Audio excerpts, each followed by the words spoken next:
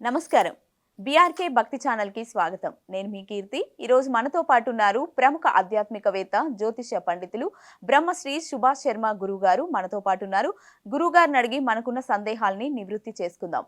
నమస్కారం గురువుగారు. శ్రీమాత్రే నమః. గురువుగారు, మనిషి చనిపోయే ముందు కనబడే లక్షణాలు, మనిషి గాని జంతువు గాని చనిపోయే ముందు కనిపించే లక్షణాలు, చనిపోయాక ఇన్ని రోజులు ఇంట్లో ఆత్మ తిరుగుతుందంటారు? తప్పకుండా తెలియజేస్తాం. ముందుగా ప్రేక్షకులందరికీ శ్రీమాత్రే నమః, శ్రీ గురుభ్యో నమః. యత్ర యోగీశ్వర కృష్ణో యత్ర పార్థో ధనుర్ధరః తత్ర శ్రీర్విజయోర్భూతి ధ్రువాణి తిరుమతిర్మమ. ఇక్కడ మనిషి యొక్క ఆయు ప్రమాణం అనేటటువంటిది భగవంతుడు 100 సంవత్సరాల వరకు ఇచ్చాడు. కానీ దాన్ని మనం ఏం చేస్తున్నామంటే తగ్గించుకుంటూ మన ఆయుష్ని మనమే తగ్గించుకొని మనము ఈ లోకాన్ని వదిలిపెట్టి వెళ్ళిపోతున్నాం. అయితే మనిషి చనిపోయే ముందు అనేక లక్షణాలు ఉంటాయి అని చెప్పేసి గరుడ పురాణం చెప్పడం జరిగింది. గరుడ పురాణంలో చెప్పినటువంటి సంకేతాలు ఏంటి అంటే, మనిషికి ఆయువు వెళ్ళిపోతుంది అనుకున్నటువంటి ఘడియలలో కనిపించేటటువంటి మొట్టమొదటి ఏంటి అంటే గనక యమదూతలు కనిపిస్తారు. ఆ యమదూతలు వికృతమైనటువంటి ఆకారంలో చిత్ర విచిత్రమైనటువంటి విన్యాసాలతో యమదూతలు కంటి ముందర కనిపిస్తారట. అలాగే తాను చేసుకున్నటువంటి కర్మలు, నేను ఈ జీవితంలో ఈ శరీరం నుండి నా ఆత్మ నుండి నా జ్ఞానం నుండి ఎన్ని పాపకర్మలు చేశాను అవన్నీ కూడా ఇలా తిరుగుతూ ఉంటాయట. అలాగే ఈ శరీరం వదిలి వెళ్ళేటప్పుడు అంటే ఏదైతే ఈ శరీరం వదిలిపోయినటువంటి సమయంలో సూచనలు ఎలా ఉంటాయి అంటే, మొత్తం ప్రపంచమంతా కూడా చీకటిగా కనిపిస్తుంది, ఏమీ కనిపించదు. ఏదైనా చెప్దాము అని అనుకుంటారు, నోటి నుంచి ఒక్క మాట కూడా రాదు. అలాగే ఆ వ్యక్తి చివరి శ్వాస సమయాల్లో ఏదో చెప్పాలి, ఏదో చెయ్యాలి అని అనుకుంటాడు. కానీ ఏమీ చెయ్యలేనటువంటి పరిస్థితులు. దేహం కనిపిస్తుంది, కళ్ళు తెరిచే ఉంటాడు, కానీ ఏమీ మాట్లాడలేనటువంటి సిచ్యువేషన్. అలాగే తాను చనిపోయే ముందు చెవులలో నుండి కానీ, ముక్కులలో నుండి కానీ, కంటిలో నుండి కానీ నీరు రావడం ప్రారంభమవుతుంది. ఇవన్నీ కూడా మనిషి తన శరీరాన్ని వదిలి వెళ్ళిపోవడానికి సూచనలుగా కనిపిస్తాయని గరుడ పురాణం చెప్పింది. ఇంకా అనేక రకాలైనటువంటి విధానాలు చెప్పింది. కానీ స్పెసిఫిక్గా ఈ 5 లక్షణాలు మాత్రము ఆ వ్యక్తిలో ఎప్పటికీ కూడా ఉంటాయి. అంటే వదిలి వెళ్ళేటప్పుడు ఇలాంటి సూచనలు కనిపిస్తాయి. కాళ్ళు చేతులు బరువెక్కిపోతాయి, శరీరం అంతా కూడా ముళ్ళలతో గుచ్చినట్టుగా, వేయి అదేంటి ఇనుప గుండం శరీరం మీద పడినట్టుగా, అలాగే ఈ యొక్క అంటే వేడి సలాకలతో శరీరం అంతా కూడా కుచ్చినట్టుగా, అంటే చాలా నరకయాతన అనుభవించి ఆ శరీరాన్ని వదిలిపెట్టేటటువంటి సూచనలు ఆ మనిషికి కనిపిస్తాయి. కాబట్టి ఇవన్నీ కూడా శరీరం వదిలిపెట్టి వెళ్ళిపోతాడు. ఆ తర్వాత ఆ యొక్క ఆత్మ యొక్క ఘోష ఎలా ఉంటుంది అంటే, మనకు ద్వాదశ దిన కర్మ అని చెప్పి 11 రోజుల వరకు చేస్తారు. 12వ రోజు తీపి భోజనం పెడుతూ ఉంటారు. అంటే ఇక్కడ ఈ శరీరము ఈ యొక్క ఆత్మ వదిలిపెట్టి పుణ్యలోకాలకు వెళ్ళడానికి అంటే ప్రయాణం చేయడానికి పట్టేటటువంటి కాలం సంవత్సర కాలం పడుతుంది. కానీ ఆయు ప్రమాణ కాలం వచ్చేసి మనకు పట్టేటటువంటి సంవత్సర కాలము ఆ యొక్క జీవికి 11 రోజులతో సమానం. ఈ 11 రోజులు అనేటటువంటి ఆ యొక్క ఆత్మ ప్రతి ఒక్క రోజు ఒక్కొక్క శ్రాద్ధ కర్మను చెయ్యాలి అని చెప్పి శాస్త్రము.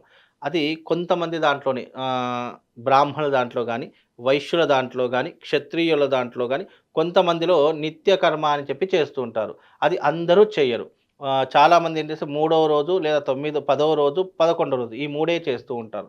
కానీ నిత్య కర్మ అని చెప్పేసి ఉంటుంది. మొదటి రోజు నుంచి 11వ రోజు వరకు ప్రతిరోజు శ్మశానానికి వెళ్ళాలి, అక్కడ శ్రాద్ధ కర్మను ఆచరించాలి, స్నానం ఆచరించాలి. అలాగే అక్కడ ప్రతిరోజు చేయవలసినటువంటి కర్మలు చేసేటటువంటి పద్ధతులు కొన్ని నిత్య కర్మలో ఉంటూ ఉంటాయి. అలా ఆ శరీరం వదిలిపెట్టినటువంటి ఆత్మ వెళ్ళడానికి 11 రోజుల సమయం పడుతుంది. ఆ శరీరం కూడా 11 రోజులు ఎందుకు ఉంటుంది?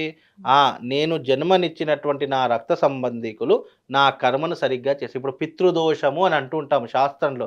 అంటే అర్థం ఏంటి?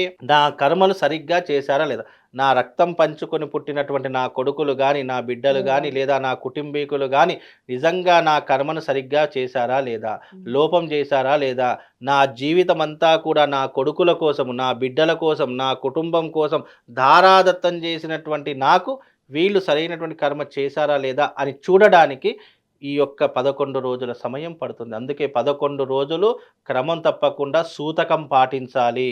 క్రమం తప్పకుండా ఇంట్లో దీపం ఆయన తరఫున దీపం వెలిగించాలి. మనం 11 రోజులు తప్పకుండా ఇంట్లో ఫోటో దగ్గర దీపం ఎందుకు వెలిగిస్తామంటే, ఆయన ఆ దీపజ్యోతి స్వరూపంగా ఆయన ఎప్పుడూ కూడా గమనిస్తూ ఉంటాడు. వాయు రూపంలో గాని, అగ్ని రూపంలో గాని, జల రూపంలో గాని, పంచభూతాత్మకమైనటువంటి రూపంలో ఏదో ఒక రూపంలో ఆయన మనల్ని కనిపెట్టుకుంటూనే ఉంటాడు. అందుకే ఆ 11 రోజులు చేసినటువంటి దానానికి గాని, కర్మ విధానానికి గాని, చేసేటటువంటి ప్రాయశ్చిత్తానికి గాని, వీటన్నిటికీ కూడా పుణ్యం అనేటటువంటిది జమై ఆయన ఏ లోకాలకు వెళ్ళాలి? నరకానికి వెళ్ళాలా? స్వర్గానికి వెళ్ళాలా? లేదు కుటుంబ సభ్యులు చేసినటువంటి దానానికి ఏ లోకంలోకి వెళ్ళాలి అనేటువంటి నిర్ణయించేటటువంటి విధానమే ఈ కర్మ యొక్క పద్ధతులు. గరుడ పురాణంలో నిజంగా చనిపోయిన తర్వాత మనిషి ఏ లోకానికి వెళతాడు, ఎలాంటి శిక్షలు విధించబడతాడు, ఏ పాపానికి ఎలాంటి శిక్షలు ఉంటాయనేటటువంటిది గరుడ పురాణంలో క్లియర్గా చెప్పారు. మనం బ్రతికి ఉన్నప్పుడు చదవవలసినటువంటి గ్రంథాలు ఏంటో తెలుసా? 2 గ్రంథాలు ఉన్నాయి. ఒకటి భగవద్గీత, రెండవది గరుడ పురాణం. భగవద్గీత మనం ఏ రకంగా ఉండాలి, ఏ రకమైనటువంటి కర్మలు ఆచరించాలో చెప్పవలసింది భగవద్గీత. అది చాలా మంది చనిపోయిన తర్వాత పెడుతుంటారు. చనిపోయిన తర్వాత కాదు, బ్రతికి ఉన్నప్పుడే చదవలసినటువంటి గీత. ఆ తర్వాత గరుడ పురాణం. చాలా మంది గరుడ పురాణం చదవకూడదండి, తల్లిదండ్రులు ఉన్నటువంటి వాళ్ళు అసలు ముట్టుకోకూడదని చాలా మంది అపోహలు పెంచారు. కానీ గరుడ పురాణం చదవడం వల్ల మనం చనిపోయిన తర్వాత ఈ శరీరం యొక్క వ్యవస్థ ఏంటి, ఈ శరీరం మన ఆత్మ ఎక్కడికి వెళ్తుంది, అసలు ఈ సృష్టి ఎలా ఆవిర్భవించింది, సృష్టిలో జీవి ఏ రకంగా పరిణామం చెందుతున్నాడు అనేటటువంటి ప్రతి ఒక్క అంశం దాంట్లో ఉంటుంది. ఆ తర్వాత ఈ శరీరం వదిలిపెట్టిన తర్వాత ఏ పాపానికి ఎలాంటి కర్మలు, ఎలాంటి శిక్షలు విధిస్తాడు భగవంతుడు అనేటటువంటిది ప్రతి ఒక్కటి కూడా చూపించినటువంటి గ్రంథం గరుడ పురాణం. కనుక ఈ 11 రోజులు జీవాత్మ అనేటటువంటిది ఏదైతే ఉంటుందో, మనం చేసినటువంటి కర్మలను తీసుకొని, ఆ పుణ్యాన్నంతటినీ కూడా తీసుకొని ఆ జీవి ప్రయాణం చేయడం మొదలు పెడతాడు. ఆ ప్రయాణం ఎప్పటి వరకు? సంవత్సర కాలం. అందుకే ఇంట్లో చనిపోయిన తర్వాత సంవత్సర కాలం వరకు దీపం పెట్టకూడదండి. ఇంట్లో సంవత్సర కాలం పూజలు, వ్రతాలు, నోములు పనికి రావని ఎందుకు చెప్తారంటే, ఆ జీవి ముక్తి పొందడానికి సంవత్సర కాలం పడుతుంది కాబట్టి. అందుకే ఇలాంటి పద్ధతులు అనేటటువంటివి ఉన్నాయి. దీనిని ఆచరించినటువంటి వారికి పితృదేవతల యొక్క అనుగ్రహం కలుగుతుంది. ఇవి ఏమీ పట్టించుకోనటువంటి వారు, చనిపోయారు, అయిపోయింది, ఎక్కడిదక్కడ అయిపోయింది కదా, ఎవరింటికి వాళ్ళు వెళ్ళిపోయారు కదా, అయిపోయింది కదా అని అనుకున్నటువంటి వారికి పితృదోషములు ఏర్పడతాయి. పితృకర్మలు సరిగ్గా చేయకపోయినా, పితృదేవతల పేరు మీద దాన ధర్మాలు చేయకపోయినా, పితృదేవతలకు సరైనటువంటి కర్మకాండ చేయకపోయినా, నువ్వు ఎక్కడైనా పిసినారితనం చూయించు, కానీ పితృదేవతల దగ్గర చేసేటటువంటి సరైనటువంటి దానాలు నువ్వు చేయకపోయినా, ఆ పాపమంతా కూడా నీ వంశానికి చుట్టుకొని సంతానం లేకపోవడము, జీవితంలో అభివృద్ధి లేకపోవడము, పెళ్ళిళ్ళు చేసుకున్నటువంటి వారి యొక్క వైవాహిక జీవితం సరిగ్గా లేకపోవడము, ఇంట్లో ఎప్పుడూ ఏడుపులు, పెడబొబ్బులు, అశాంతులు ఇవే ఉండడము, దీని కారణం చేతనే ఇన్ని రకాలైనటువంటి కష్టాలు ప్రతి మనిషి ఇంట్లో చూస్తున్నాడు. కాబట్టి అవన్నీ జరగకూడదంటే పితృదేవతలకు సరైన కర్మ చేస్తే ఇలాంటి ఏమీ ఉండకుండా ఉంటాయండి. ఓకే గురుగారు, ఇప్పుడు కొందరు సడన్ గా యాక్సిడెంట్ అయ్యి చనిపోతారు కదా, అవును. మరి వాళ్ళకి లక్షణాలు అయితే కనిపించవు ముందు, అయితే చనిపోయే ముందు. ఇంకొకటి వాళ్ళు అంటే స్వర్గానికి వెళ్తారా, నరకానికి వెళ్తారా, ఆత్మ ఇంట్లో తిరుగుతుందా అనేది మనకు ఇక్కడ అపమృత్యు దోషాలని కొన్ని ఉంటాయి. అది జన్మ జాతకంలోనే తెలిసిపోతాయి. ఈ మనిషి యొక్క ఆయు ప్రమాణం ఎంత, ఈ మనిషి ఏ రకంగా మరణం సంభవిస్తుంది, యాక్సిడెంట్ ద్వారా మరణం సంభవిస్తుందా, నార్మల్గా మరణం సంభవిస్తుందా, లేదా ఇతరు ఏమైనా చంపాలని చూస్తున్నారా, లేదా ఇతని యొక్క ఆయు ప్రమాణంలో ఎలా చనిపోతాడు, జల సమాధియా, లేదు అంటే రోడ్డు ప్రమాదాల, లేదు ఆకస్మిక మరణాల, లేదా మధ్యంతర మరణాల, ఇలాంటివి అనేటటువంటి జాతక రీత్యా తెలుస్తాయి. కొంతమంది ఈ మధ్య కాలంలో చాలా మంది మందులు పెట్టి కూడా చంపేస్తున్నారు. అది ఎవరికి చిక్కనటువంటి మంత్ర ప్రయోగం ద్వారా కూడా చనిపోతున్నారు.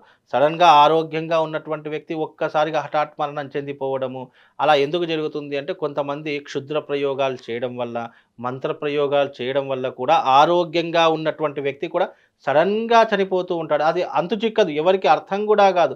ఇలాంటి మరణాలు కూడా సంభవించేటటువంటి అవకాశాలు జాతకంలో నిర్ణయించబడతాయి. సడన్ గా యాక్సిడెంట్ అవుతుంది అని అంటే గనక అది యమగండ కాలము అంటారు. ప్రతి మనిషి జీవితంలో యమగండ కాలాలు ఉంటాయి, గుర్తుపెట్టుకోండి. అంతెందుకండి, ఒక కార్‌లో ఒక నలుగురు, ఐదుగురు వెళ్తున్నారనుకోండి. హ్మ్. అందులో నలుగురు మరణించారు. ఒక్కడు ఒక్కరు మాత్రం ఉంటారు. బయటపడ్డాడు. అప్పుడు ఆయన అవును. ఏమనుకున్నాడు, అబ్బా! పెద్ద గండం గండం నుంచి నుంచి బయటపడ్డాడురా బయటపడ్డాము. నాయనా అని అనుకున్నా. అంటే అది ఆ వ్యక్తికి యమగండ కాలము అని నిర్ధారించబడింది. హ్మ్. నలుగురి ఆయుష్ తీసుకొని వెళ్ళిపోయింది. ఒక్కడు మాత్రం బతికిండు. బయటపడ్డాడు. హ్మ్. ఇవన్నీ కూడా ఎందుకు జరుగుతాయంటే ప్రతి మనిషి జీవితంలో యమగండ కాలం. అంతెందుకు రోడ్డు ప్రమాదం. ఇక రోడ్డు ప్రమాదం నేను చనిపోయానురా నాయనా! ఇక అయిపోయింది నా జీవితం అనుకున్న సమయంలో కొన మరణం. ఊపిరితో కొట్టుమిట్లాడి ఏదో ఒక ట్రీట్‌మెంట్ తీసుకొని బయటపడుతూ ఉంటాడు. హ్మ్. ఇవన్నీ కూడా యమగండ కాలంలో జరిగేటటువంటి విధానాలు. అవి వాటి ఆయు ప్రమాణాన్ని బేస్ చేసుకొని ఉంటాయి. అవి జాతక పరిశీలనలో తెలుస్తాయి. అలా మధ్యంతరంగా చనిపోయినా గూడా దానికి గూడా కొన్ని కర్మలు చేయాలి. హ్మ్. దానికి కూడా కొన్ని విధానాలు, పద్ధతులు చెప్పడం జరిగింది. ఆ హ్మ్. రకంగా చేస్తే అపమృత్యు దోషాలు తొలగిపోతాయి. కనుక ఏదైనా గూడా కాలక్రమంలో వాడి యొక్క భవిష్యత్తు, వాడి యొక్క జాతక స్థితి ఈ ఈ రకమైనటువంటి మరణాలు సంభవిస్తున్నాయి అనంటే తప్పకుండా జాతక పరిశీలన చేస్తే అన్నీ తెలిసిపోతాయి. కానీ గురుగారు ఇప్పుడు మనం మామూలుగా ఒక మనిషికి ఆయుష్ ఉంటుంది. హ్మ్. కానీ మధ్యలోనే చనిపోతారు. ఇప్పుడు హ్మ్. మీరన్నట్టు అవును. మరుగుమందు గాని, ఇంకేదన్నా యాక్సిడెంట్ గాని, అవును. అంటే వాళ్ళకి ఆయుష్ ఉన్నా సరే ఇలాంటి ప్రయోగాలు చేస్తే చనిపోయే అవకాశం ఉంటుందా? 100% ఉంటుందమ్మా. ఇప్పుడు దాన్నే అంటారు గదా! క్షుద్ర ప్రయోగం అని ఏమంటారు? హ్మ్. ఇప్పుడు నేను ఆరోగ్యంగా ఉన్నాను. హ్మ్. నేను ఇంత ఆరోగ్యంగా ఉన్నటువంటి వ్యక్తిని మీరు చూస్తే నార్మల్‌గా ఉన్నాను. హ్మ్. అయినా నాకు సడెన్ డెత్ జరిగిందనుకోండి. హ్మ్. అప్పుడు మీరేమను అబ్బా! నిన్ననే నాతో మాట్లాడారు. అకస్మాత్తుగా ఈరోజు చనిపోవడం ఏంటి? ఇదేదో కొత్త వింతలా ఉంది. హ్మ్. అంతెందుకు ఇంట్లో కూర్చున్నటువంటి వ్యక్తి అండి. హ్మ్. మధ్యాహ్నం అంతా టీవీ చూస్తున్నాడు. చాలా పండుకుందాము అనుకున్న వ్యక్తి సడెన్‌గా నిద్రలోనే అవును. మాయమైపోవడం, నిద్రలోనే చనిపోవడం ఇవన్నీ ఎందుకు జరుగుతాయంటే ఇలాంటి ప్రయోగాలు చేయడం వల్ల అర్థం కానటువంటి సిట్యుయేషన్‌లో హ్మ్. వైద్యానికి కూడా అర్థం కాదు ఆ సిట్యుయేషన్. అవును గురుగారు. అలాంటి మంత్ర ప్రయోగాలు, క్షుద్ర ప్రయోగాలు చేయడం ద్వారా కూడా హ్మ్. మధ్యంతరంలోనే చనిపోయేటటువంటి ఆ లక్షణాలు చాలా మట్టుకు కనిపిస్తాయి. అది ఓకే. వారి వారి జాతకాన్ని బట్టి కనిపిస్తాయండి. ఓకే గురుగారు. చాలా చక్కటి విషయాన్ని వివరించారు. ధన్యవాదాలు గురుగారు. శ్రీమాత్రే